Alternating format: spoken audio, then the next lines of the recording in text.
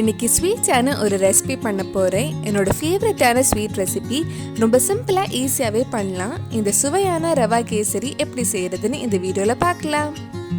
ஒரு பேனில் 2 table spoon நெய் எடுத்திருக்கேன். நெய் கொஞ்சம் மெல்ட் ஆகி சூடானதும் கொஞ்சம் கேஷ்நட்ஸ் ஃப்ரை பண்ணலாம்.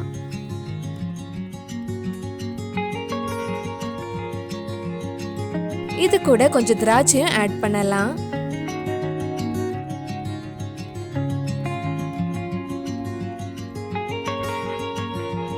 கேஷ்நட்ஸ் கொஞ்சம் பொன்னிறம் ஆனதும் திராட்சை பலூன் மாதிரி உப்பி வந்ததும் எடுத்துடலாம்.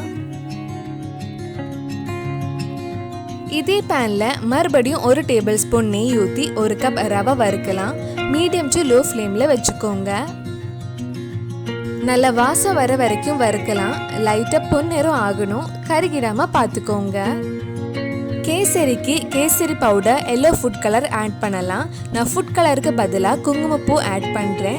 கொஞ்சம் குங்குமப்பூ கொஞ்சம் லைட் சுடு தண்ணியில் 10 நிமிஷம் ஊற வச்சுருக்கேன்.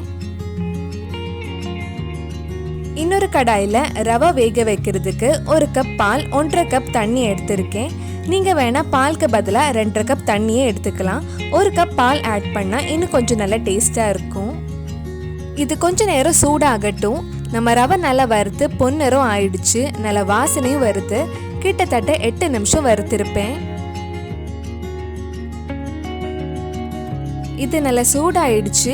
இப்போ இதில் நம்ம வறுத்து வச்ச ரவை சேர்த்து நல்லா கிண்டி விடலாம். கட்டி எதுவும் இல்லாமல் நல்லா கிண்டி விட்டுட்டே இருங்க. ரவை சீக்கிரம் வெந்து தண்ணியெல்லாம் நல்லா அப்சர்வ் ஆகிடும். இப்போ கொஞ்சம் கெட்டி ஆயிடுச்சு. இந்த மாதிரி நல்லா கெட்டி ஆனதும் உங்களுக்கு எவ்வளோ இனிப்பு வேணுமோ அதுக்கு ஏற்ற மாதிரி சுகர் ஆட் பண்ணிக்கோங்க. நான் 1 கப் கிட்ட சுகர் எடுத்திருக்கேன். கொஞ்சம் கொஞ்சமாக ஆட் பண்ணி நல்லா கிண்டி விட்டுட்டே இருங்க.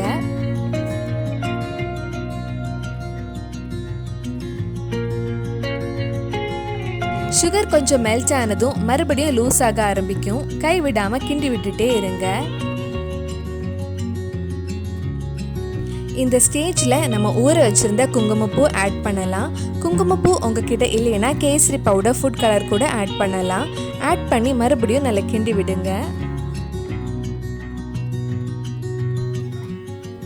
இப்போ நல்ல கலர் வந்திருக்கு. கடைசியாக ஒரு 2 டேபிள் ஸ்பூன் நெய் ஆட் பண்ணி நல்லா கிண்டி விடலாம்.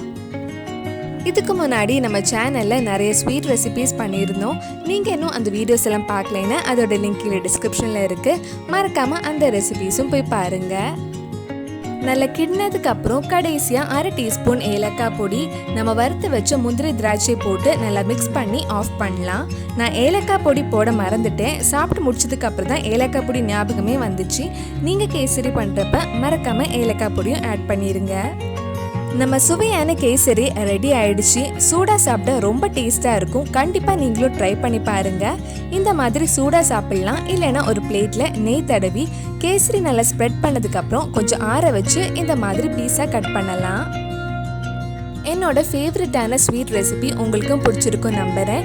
பிடிச்சிருந்தா இந்த வீடியோவை லைக் பண்ணுங்கள். உங்கள் ஃப்ரெண்ட்ஸ் அண்ட் ஃபேமிலிக்கு ஷேர் பண்ணுங்கள்.